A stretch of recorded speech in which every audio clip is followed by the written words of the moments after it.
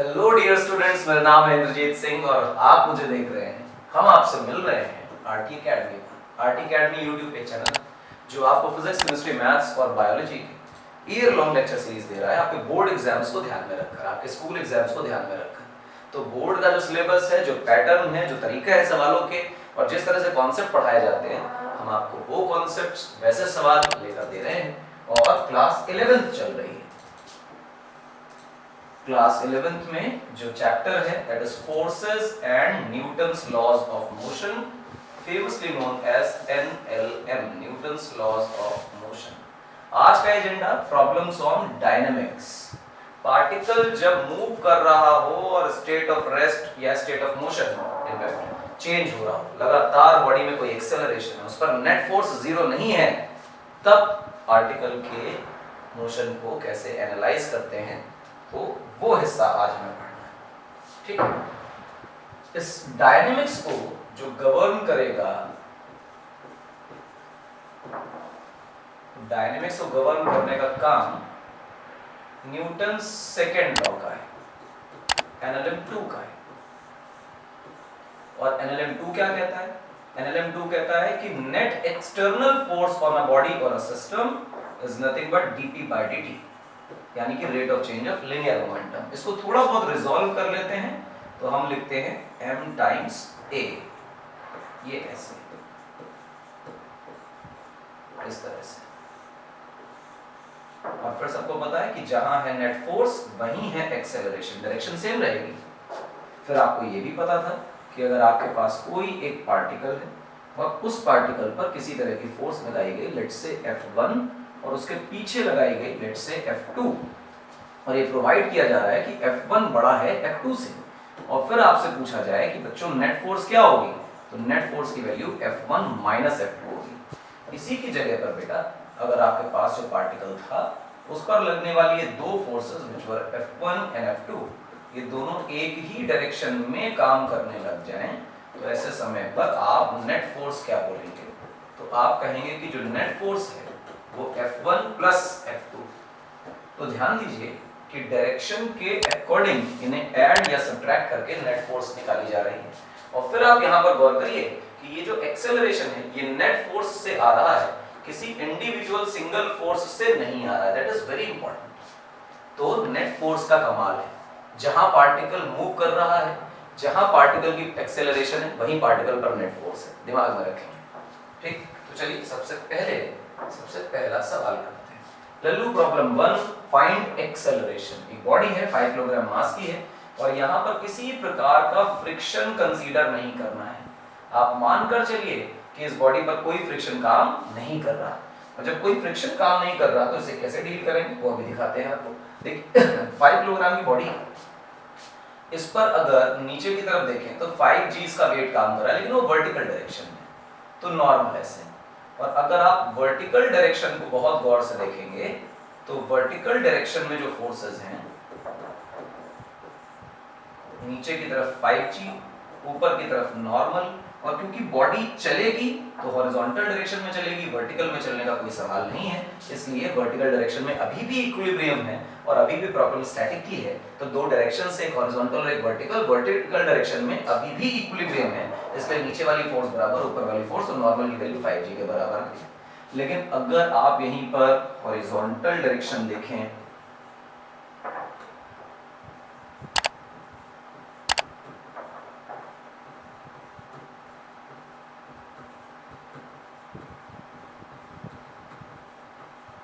Horizontal direction देखें तो horizontal direction में एक ही फोर्स काम कर रही है और वो है 20 न्यूटन की। इसके अलावा फ्रिक्शन एक्सेट्रा है नहीं, तो कोई दूसरी फोर्स काम नहीं कर रही। जब एक ही फोर्स काम कर रही है तो यही फोर्स मेरी नेट फोर्स है, और नेट फोर्स की वैल्यू 20 न्यूटन है। न्यूटन्स लॉज ऑफ मोशन हमें सिखाते हैं कि जो F नेट होता है वो चाहे कितना भी निकल आए, अल्टीमेटली वो ma के बराबर होता है। और अगर ये ma है तो फिर net force is 20, m is 5 and acceleration का पता नहीं, तो एक्सेलरेशन की वैल्यू बच्चों 20/5 डिवाइड करोगे, आंसर आएगा 4 मीटर पर सेकंड स्क्वायर। ये बच्चा आपका एक्सेलरेशन है। क्लियर है मेरी बात? ये आंसर आ गया। लेकिन ये है तो बड़ा लल्लू सवाल, 1 मिनट में हो जाएगा, बट मैंने इतना सारा सिर्फ इसलिए बोला है कि आपको ऐसी कंडीशन में जब डायनेमिक्स है तब भी इक्विलिब्रियम दिखना चाहिए कि किसी एक पर्टिकुलर डायरेक्शन में इक्विलिब्रियम हो सकता है, भले ही पार्टिकल इक्विलिब्रियम में ना हो किसी दूसरी सर्टेन डायरेक्शन में। क्लियर है मेरी बात? तो नेट फोर्स ऐसे देखते हैं और ऐसे एक्सेलरेशन निकाल लेते हैं। चलिए अगले सवाल पे आते हैं। अब हमारे पास ये जो क्वेश्चन है इसमें दो फोर्सेस लग रही हैं, अगेन फ्रिक्शन कंसीडर नहीं करना है, तो मैं ऐसा कह देता हूं आपके लिए कि no friction at all, consider no friction.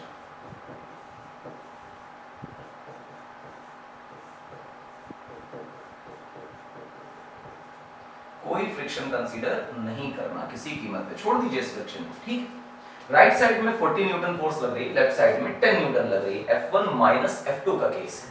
तो अगर आपसे कोई कहे कि बताओ भाई इसमें नेट फोर्स कितनी है, तो आप कहोगे राइट में 40 लेफ्ट में 10, यानी राइट की डायरेक्शन मैंने पॉजिटिव मान रखी है, तो मेरे पास आंसर आ रहा है 30 न्यूटन्स।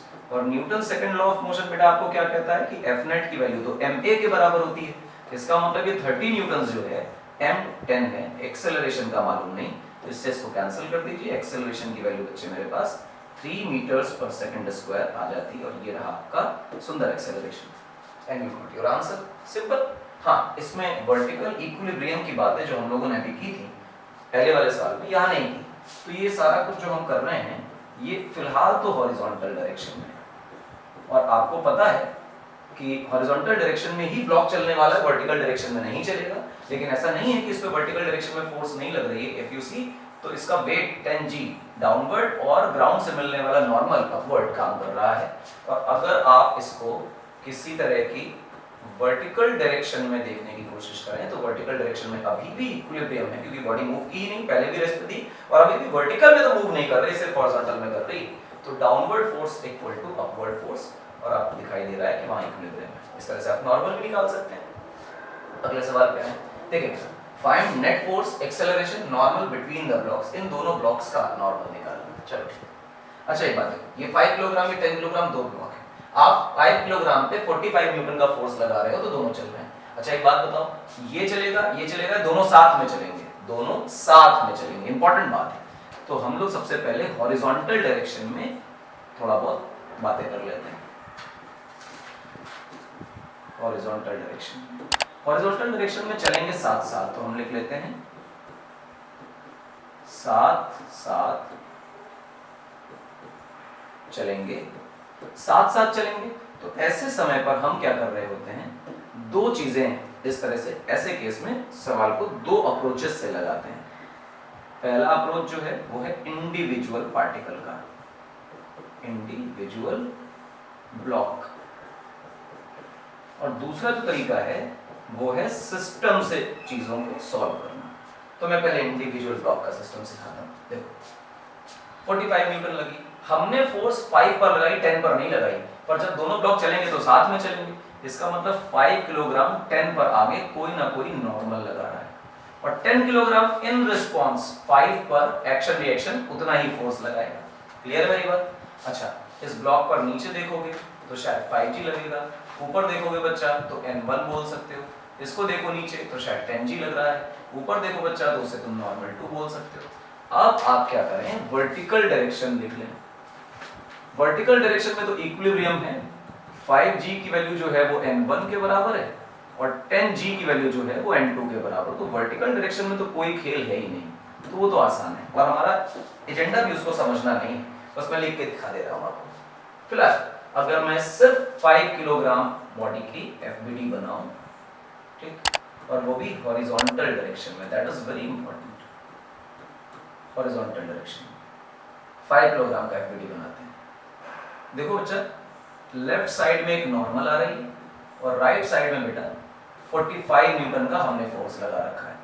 नीचे की तरफ शायद 5g है, ऊपर की तरफ आपका शायद नॉर्मल है, और हमें इनसे मतलब भी नहीं है वर्टिकल फोर्सेस से, we are dealing with the horizontal forces, क्योंकि बॉडी मूव सिर्फ और सिर्फ हॉरिजॉन्टल डायरेक्शन में करेगी। तो नॉर्मल, अच्छा एक बात देखो, अब इसमें इक्वेट नहीं करना, चीजें इक्वेट नहीं होगी। कारण क्या है कि 45 न्यूटन का फोर्स इसे आगे धक्का दे पा रहा है, और वो दोनों साथ में चलते जा रहे हैं।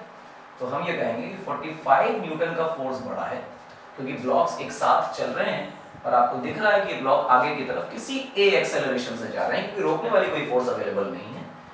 नॉर्मल इसे रिटार्ड कर रहा है, या जो भी अपोज कर रहा है इक्वल टू 5 टाइम्स ए, ऐसा आप कर लीजिए।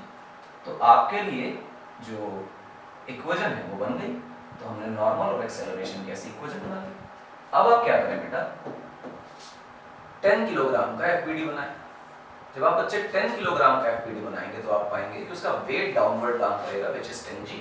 ऊपर की तरफ आप देखेंगे तो नॉर्मल 2 काम कर रही होगी, आगे की तरफ आप देखेंगे तो एक नॉर्मल काम कर रही है, इसके अलावा कोई फोर्स 10 किलोग्राम पर नहीं लग रही है। इस तरह से इस पर पाई जाने वाली जो नेट फोर्स हॉरिजॉन्टल डायरेक्शन में है वो नॉर्मल ही है। तो हम लिख रहे होंगे net force normal that is equal to ma। Acceleration उतना ही है क्योंकि दोनों ब्लॉक साथ में चल रहे हैं तो दोनों का एक्सेलरेशन सेम रहेगा, तो नॉर्मल की वैल्यू ma के बराबर आ गई। अब आप देखें आपके पास दो इक्वेशंस हैं और दो वेरिएबल्स हैं, साइमल्टेनियस सॉल्व कर लें। साइमल्टेनियस कैसे सॉल्व होगी आप गौर से देखिए। नॉर्मल की वैल्यू को इनपुट कर दीजिए यहाँ पर, तो हम लिखेंगे 45 minus 10a equal to 5a। आप इसको उधर ले जाइए तो 45 इक्वल टू 15a काट देंगे तो 3 आंसर आएगा। तो एक्सेलरेशन की वैल्यू मेरे बच्चों 3 मीटर्स पर सेकंड स्क्वायर आ रही है। और इस एक्सेलरेशन को उठाकर अगर यहाँ रख दें तो नॉर्मल की वैल्यू जो है वो 30 न्यूटन आ रही है। तो जो आपस का नॉर्मल है वो 30 न्यूटन है, ब्लॉक का एक्सेलरेशन 3 का है। ठीक है, अच्छी बात है, सुंदर लगा देखकर। ये तो था इंडिविजुअल अप्रोच, हमने अभी ये करी। और आप किसकी चर्चा कर रहे हैं? सिस्टम की। तो सिस्टम का क्या मतलब है? क्या दोनों बॉडी साथ में चल रही है? जी हाँ, साथ में चलेंगी। चलेंगी? हाँ चलेंगी। क्या एक दूसरे का कॉन्टैक्ट लूज कर देंगी? नहीं। एक बॉडी को हम धक्का मार रहे हैं, वो बॉडी आगे वाले को धक्का मारी, तो लॉजिकली चलेंगे तो साथ साथ। और जब भी कोई चीज चलेगी साथ साथ तो उनको मिलाकर एक ही सिस्टम बनाया जा सकता है। तो वी कैन कंसीडर कि हमारे पास एक ब्लॉक है, ठीक। सिस्टम बनाने का तरीका देख लेना, अच्छा काम है ये। और हम मान लेते हैं कि 15 किलोग्राम का m1 प्लस m2 मिलाकर एक सिस्टम है, और इस सिस्टम पर हमने आगे की तरफ 45 न्यूटन्स का फोर्स लगा रखा है। फोर्स पीछे से लगाओ आगे से लगाओ एक ही बात है, डायरेक्शन फोर्स की मैटर करती है। अब अगर आपसे कोई कहे कि what is the acceleration piston, तो आप कहेंगे एक्सेलरेशन का फॉर्मूला होता है net force divided by mass. Net force 45 है और 45 इस 15 किलोग्राम के सिस्टम पर है, तो मास भी किसका लेना है बेटा? सिस्टम का। तो एक्सेलरेशन आया 3 मीटर्स पर सेकंड स्क्वायर।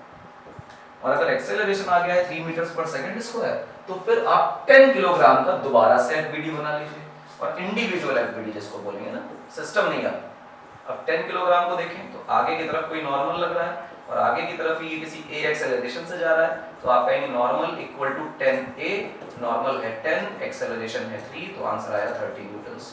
तो आप देखें सिस्टम से हमेशा एक्सेलरेशन निकल आएगा, जो बड़ी आसानी से निकल आएगा, बहुत ज्यादा कुछ करने की जरूरत नहीं पड़ेगी। और उसके बाद जो इंटरनल फोर्सेस हैं ब्लॉक्स की, उन्हें आपको इंडिविजुअल एफबीडी से ही करना पड़ेगा, लेकिन एक्सेलरेशन फटाफट निकालने का काम आप सिस्टम बनाकर कर सकते हैं। ये दो तरीके मैंने आपको क्वेश्चन में सिखाए, दोनों अच्छे हैं। आगे देखिए, कह रहा है इंक्लाइन प्लेन है और इसमें कोई फ्रिक्शन नहीं है, नेट फोर्स बताइए बॉडी पर कितनी है और बताइए कि एक्सेलरेशन कितना है। तो सबसे पहली कहानी ये है कि हम इस ब्लॉक पर लगने वाले फोर्सेस को मार्क कर लें।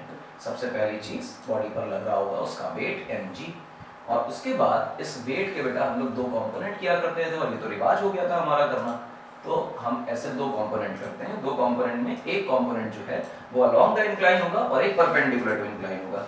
फिर अगर देखें तो परपेंडिकुलर टू इंक्लाइन या परपेंडिकुलर टू कॉन्टैक्ट सरफेस कहना चाहिए, एक फोर्स आएगी जिसे हम नॉर्मल बोलेंगे। ये एंगल थीटा है बेटा, क्योंकि ये थीटा 90 माइनस थीटा और फिर ये थीटा, तो हमारे हिसाब से ये कंपोनेंट जो है बन गया है mg cos थीटा, और ये कंपोनेंट जो है वो बन गया है mg sin थीटा, और ऊपर आ रहा है मेरे बच्चों नॉर्मल। रोकने के लिए कोई फोर्स नहीं है, टेंशन नहीं है, फ्रिक्शन नहीं है, कुछ भी नहीं है।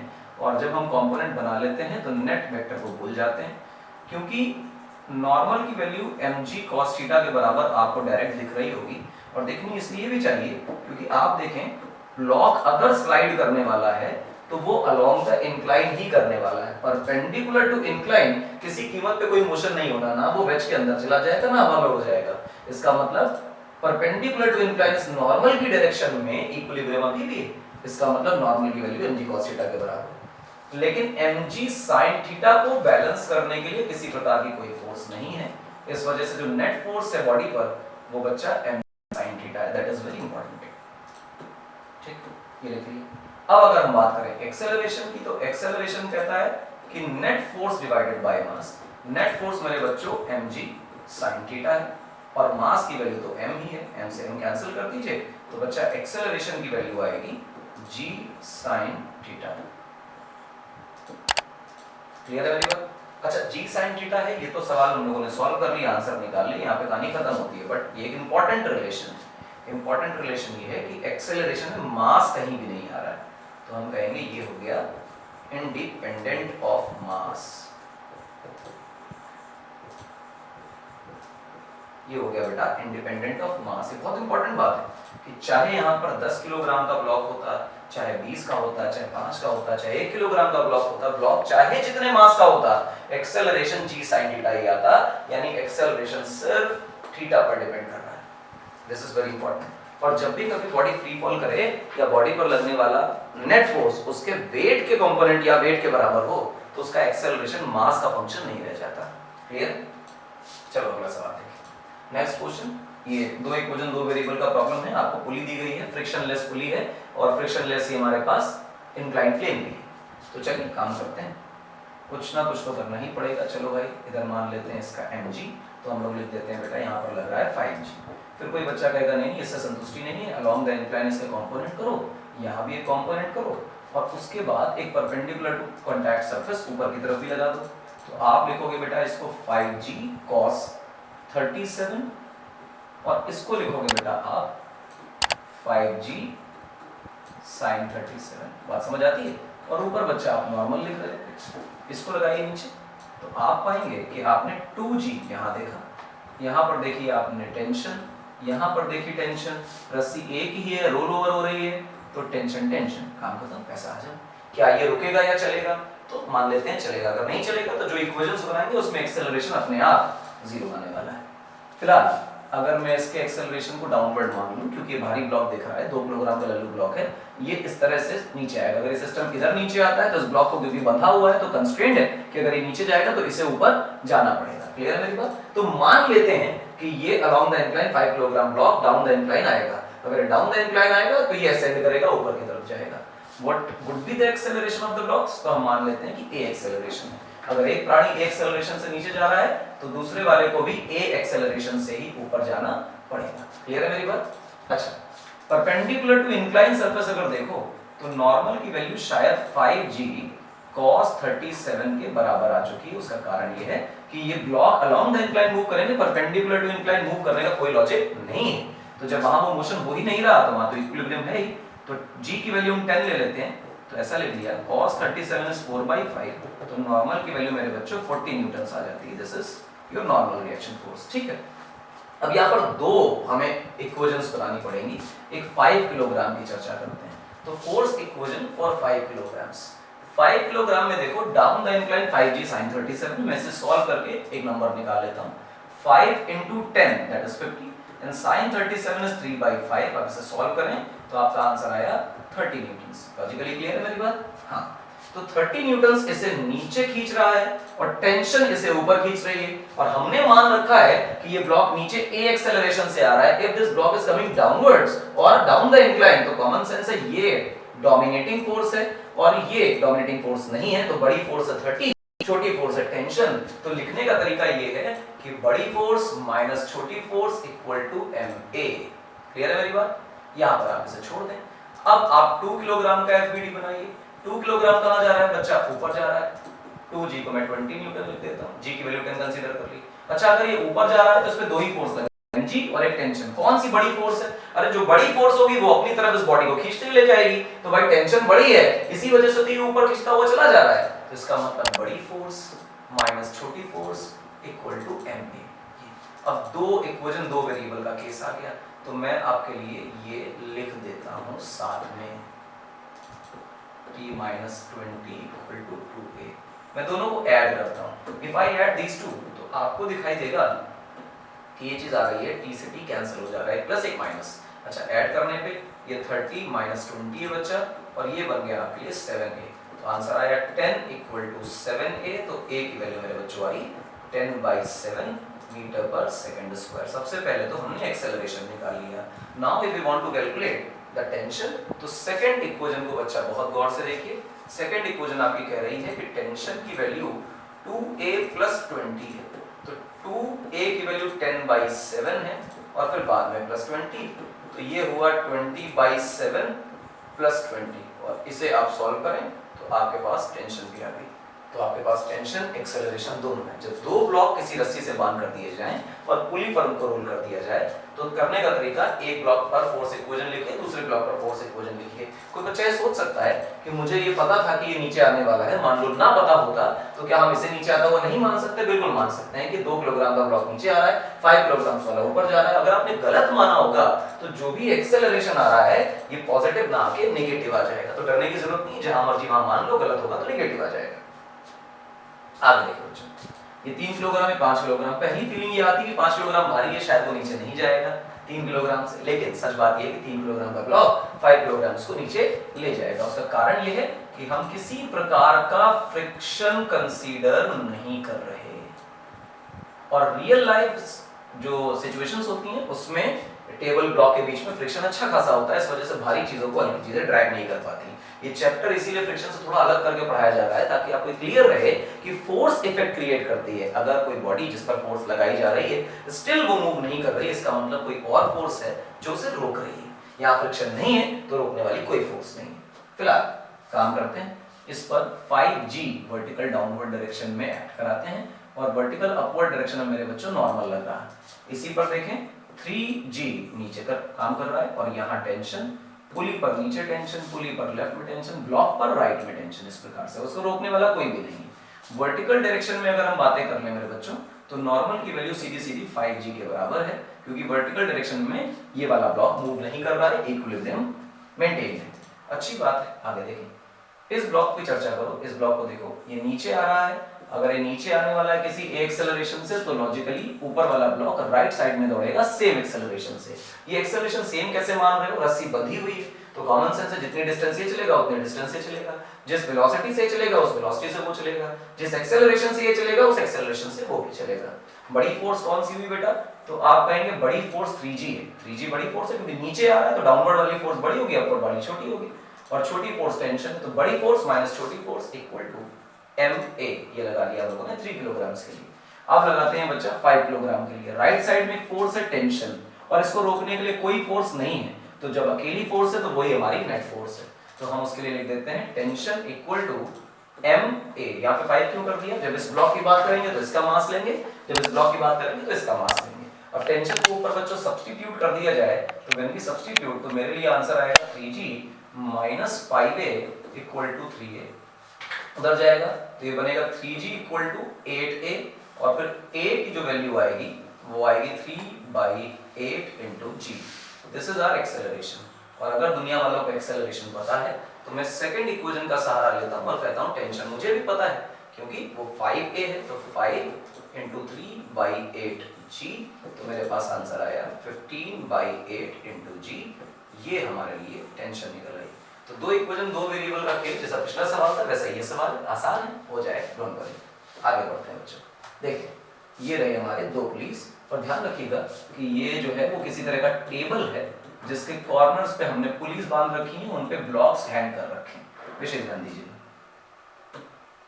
चल देखो, इस ब्लॉक पर नीचे की तरफ काम कर रहा है 2g, ऊपर काम कर रहा है कुछ टेंशन T1 क्या T ही मान लो, और फिर यहाँ पर काम कर रहा है इस पर 5g, और बीच में कहीं भी क्लैंपिंग नहीं हो रही और पुली पर तो रोल ओवर हो रहा है तो टेंशन सेम ही है, तो हम यहाँ पे T ही मान लेते हैं। 5 किलोग्राम भारी है, 2 हल्का है, तो कोई भी बच्चा कहेगा कि 5 किलोग्राम किसी a एक्सेलरेशन से नीचे आएगा, सारी रस्सियां बंधी हुई हैं तो 2 किलोग्राम को ऊपर जाना चाहिए a एक्सेलरेशन से, तो 5 किलोग्राम के लिए हम लोग फोर्स इक्वेशन लेते हैं। ब्लॉक नीचे आ रहा है तो नीचे वाली फोर्स 5g बड़ी फोर्स है, टेंशन छोटी फोर्स है, इक्वल टू 5a लिखना चाहिए।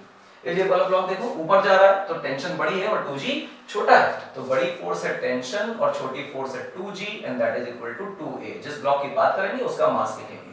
साइमल्टेनियस मेरे बच्चों इसे सॉल्व कर लीजिए। When you solve it simultaneously तो ऐड करने पे t और t कैंसिल हो जाएंगे, तो हमारे पास आंसर आएगा 5g minus 2g equal to 7a। 5 minus 2 is nothing but 3g and 3g equal to 7a, तो a की वैल्यू मेरे बच्चों आ गई 3/7 times g, and this is our sweet and cute acceleration। दुनिया में अगर किसी को एक्सेलरेशन पता हो तो टेंशन निकालने में कोई दिक्कत नहीं होती। मैं सेकंड इक्वेशन का सहारा ले रहा हूँ। सेकंड इक्वेशन आप देखें तो उसका आंसर है 2a प्लस 2g। तो आपके लिए 2 इंटू एक्सेलरेशन की वैल्यू मेरे बच्चों 3/7g है प्लस 2g ऐसे लिखा गया। तो हमारे पास आया 6/7g प्लस 2g। आप इसे सॉल्व करें and this is your tension का आंसर। हमने एक्सेलरेशन भी निकाला और टेंशन भी निकाला, बात खत्म हो गई। चलिए आगे बढ़ जाइए, आगे देखें। बड़े ये तो बहुत सारे ब्लॉक हो गए, आसान है, डोंट वरी। देखो बच्चों कैसे करते हैं इसे। सबसे पहले तो इसका 5 किलोग्राम नीचे लगा के देखो 5g, ऊपर की तरफ देखो तो नॉर्मल, और फिर कहोगे चलेगा तो सीधा ना, तो इसका मतलब ही क्या है, जब इसका कोई मतलब नहीं है तो आप इसको चुपचाप लिख दीजिए कि नॉर्मल की वैल्यू 5g के बराबर है और कोने में डाल दीजिए, इसे किसी काम का नहीं। ठीक, अच्छी बात। लेकिन इसका टेंजी काम का है, यहाँ पर टेंशन में T1 लिख देता हूँ, यहाँ पर भी T1 लिख देता हूँ, लेकिन अब रस्सी बदल गई है ना, तो T2 और यहाँ भी मेरे बच्चों T2।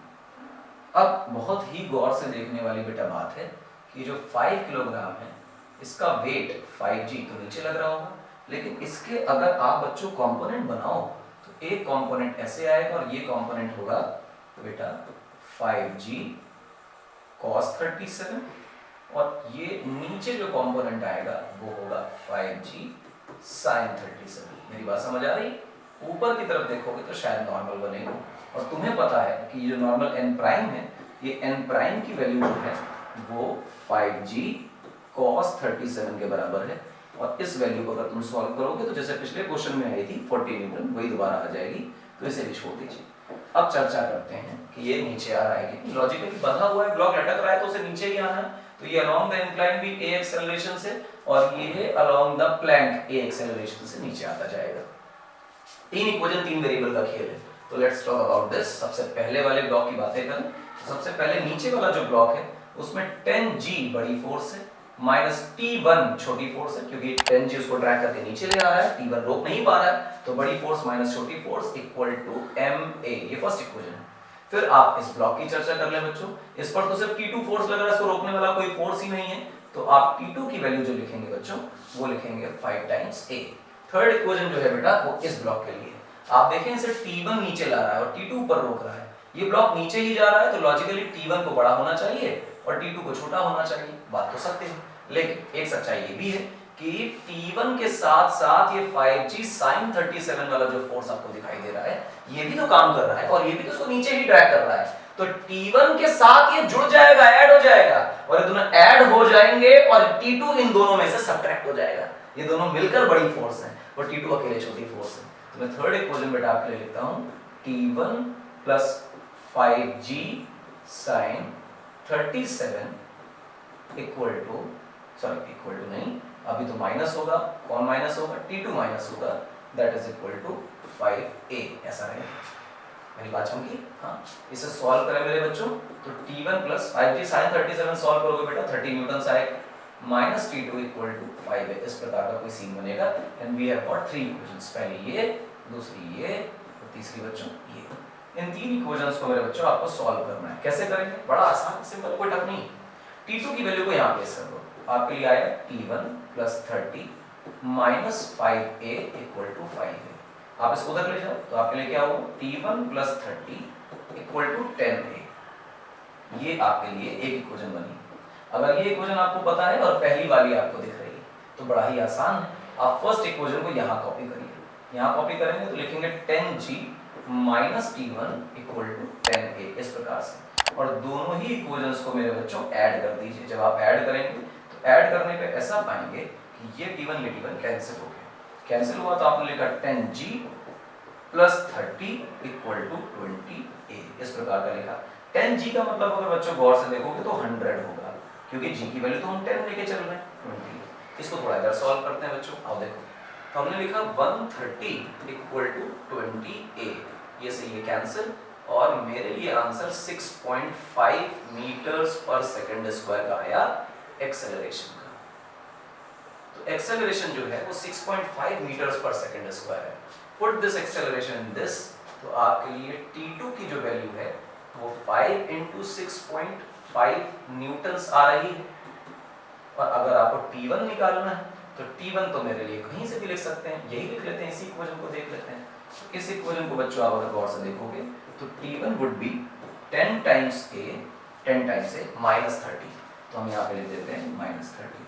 तो हमारे लिए आया 10 × 6.5 -30, ये 65 हो गया डायरेक्ट, -30, तो हमारे लिए आंसर आया 35 न्यूटन। तो ये बेटा हमारे लिए T2 आ गया। इस प्रकार से अगर 2 के बाद 3 ब्लॉक भी बना दे तो डरने की बात नहीं है। पहले वाले ब्लॉक के लिए फोर्स इक्वेशन लिखें, सेकंड वाले ब्लॉक के लिए फोर्स इक्वेशन लिखें, थर्ड वाले ब्लॉक के लिए फोर्स इक्वेशन लिखें और तीनों को साइमल्टेनियस सॉल्व कर दें। तो ऐसा करने पर आपको कितना भी डिफिकल्ट का सवाल होगा एनएलएम का वो हो ही जाएगा। तो don't worry about it. Force banana, equation लिखना आपको सीख लें। ये m1 को बड़ा मान ले, m2 को छोटा मान ले और बताइए कि एक्सेलरेशन और टेंशन क्या है। स्टैंडर्ड डेरिवेशन आपके पेपर में आती है। तो मान लेते हैं बच्चों कि यहाँ पे हमारे लिए m1g काम कर रहा है, यहाँ पर देखें तो m2g काम कर रहा है। ऊपर की तरफ सॉल्व करें तो t मान लेते हैं टेंशन और यहाँ पर भी t टेंशन, क्योंकि रोल ओवर होके आ रही है। अब क्योंकि कहा जा रहा है, सवाल में प्रोवाइडेड है कि m1 बड़ा है m2 छोटा है, यानी कि ये नीचे की तरफ a एक्सेलरेशन से आ रहा है और ये ऊपर की तरफ a एक्सेलरेशन से आ रहा है। फर्स्ट ब्लॉक के लिए मैं फोर्स इक्वेशन लिखता हूँ। तो मेरे लिए m1g बड़ी फोर्स है, टेंशन छोटी फोर्स है, इक्वल टू m1a। दूसरे वाले के लिए देखें, क्योंकि ब्लॉक ऊपर जा रहा है तो टेंशन जीत रही है, तो m2g हार रहा है। तो हमारे लिए टेंशन बड़ी फोर्स है, m2g छोटी फोर्स है, that is equal to m2a। आप इन्हें बेटा ऐड करें, ऐड करने पर ये कैंसिल हो जाएंगे। हमारे लिए answer m1 plus m2 times g, मैंने g को कॉमन ले लिया, that is equal to, sorry बीच में मैंने प्लस लगा दिया गलती से, वहां पर माइनस होना चाहिए, m1 माइनस m2g और यहाँ पर m1 प्लस m2a। तो एक्सेलरेशन को देखें, इसको नीचे भेज दें, एक्सेलरेशन अकेला हो जाएगा। हमारे लिए बनेगा m1 minus m2g upon m1 plus m2, यानी कि बड़े वाले में से छोटे वाले को घटाया गया है ऊपर और नीचे दोनों को ऐड किया गया है। ये एक्सेलरेशन का बड़ा सरल सा फॉर्मूला है और ये फॉर्मूला याद हो जाए तो इस तरह की एटवुड मशीन्स के आंसर 2-2 मिनट में आ जाते हैं और सवाल पूछे जाते हैं, इस पर न्यूमेरिकल बनता है। न्यूमेरिकल बनने के साथ इसकी डेरिवेशन भी इंपॉर्टेंट है कि आपको ऐसा दे दिया जाएगा और कहा जाएगा कि ये एक्सप्रेशन डिराइव करके दिखाइए। आपके स्कूल के एग्जाम्स में 110% इस सब एक ना एक सवाल बनता है, तो this is very much important question. अच्छा, अब टेंशन के लिए क्या करें? तो मान लो मैं सेकंड इक्वेशन से डील करता हूं। If I take second equation for instance, tension minus m2g equal to m2a और टेंशन की वैल्यू जो हो गई वो हो गई m2g plus m2a। Now put acceleration here and get the answer for tension।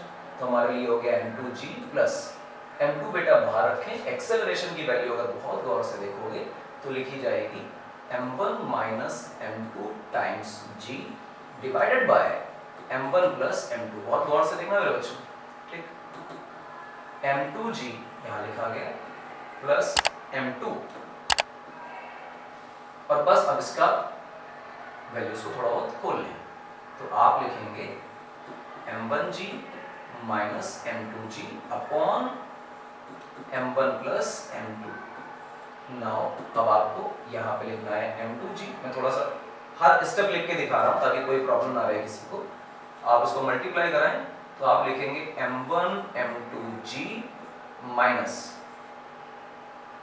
m2 m2g और इतने हिस्से के नीचे में m1 प्लस m2 आ रहा है। Now take LCM. एलसीएम लेने पर बच्चों ये हिस्सा नीचे आ जाएगा m1 प्लस m2 और इससे ऊपर मल्टीप्लाई कराएं तो सबसे पहले आएगा m1 m2g और उसके बाद जब ऊपर जाएगा तो प्लस m2 m2g और फिर ये वाला चीज पूरी कॉपी कर दीजिए, plus m1 m2g minus m2 m2g। आप देखें ये माइनस और ये प्लस कैंसिल हो जाएंगे। तो हमारे लिए m1 m2g यानी कि 2 times m1 m2 times g divided by m1 plus m2। ये हमारी टेंशन का फॉर्मूला है। These two formulas are very important and very important for your exams. क्या है? एक्सेलरेशन का फॉर्मूला है m1 minus m2g upon m1 plus m2 और tension का फॉर्मूला है 2m1 m2g upon m1 plus m2। दो फॉर्मूलाज आप मानकर चलिए कि one of the most important derivations formulas for your NLM part है, बहुत इंपॉर्टेंट है। तो डेरिवेशन देख लीजिए, इसे कर लीजिए, करने का तरीका बड़ा आसान है, सॉल्व कर लीजिए, फॉर्मूला मगअप कर लीजिए, पेपर में क्लियर। ये हो गए हमारे लगभग 11 सवाल और 11 क्वेश्चंस के बाद आज के वीडियो का हम समापन करते हैं। आज का लेक्चर बहुत अच्छा है और बहुत सारी प्रॉब्लम से भरा हुआ है। हर वैरायटी की मैंने प्रॉब्लम्स यहाँ कवर करने की कोशिश करी। डायनेमिक्स ऑफ पार्टिकल्स में न्यूटन्स ऑफ लॉस का कैसे इस्तेमाल करना है, इसका एक लेक्चर हम और करेंगे, जिसमें बहुत सारी ऐसी प्रॉब्लम्स भी सीखेंगे जो वर्ड प्रॉब्लम्स होंगी, जिनको रीड करके हमें क्वेश्चन को डिकोड करना पड़ेगा। या तो मैं आपको फ्रेम करके क्वेश्चन दे रहा हूं, फ्रेमिंग भी करनी पड़ेगी। ऐसे क्वेश्चंस का एक सेशन हम और लेंगे, तो न्यूटन्स लॉज ऑफ मोशन में बिल्कुल पक्के हो जाएंगे। उसके बाद कुछ अच्छी बातें, मोमेंटम कंजर्वेशन है और वेरिएबल मास सिस्टम है, रॉकेट प्रोपल्शन है, इस तरह के 2-4 टॉपिक्स और भी हैं, वो काम करेंगे। और ये करने के बाद चैप्टर स्वाहा हो जाएगा, हम फ्रिक्शन में कदम रख देंगे। फिलहाल आपको धन्यवाद बोलने का समय आ गया है।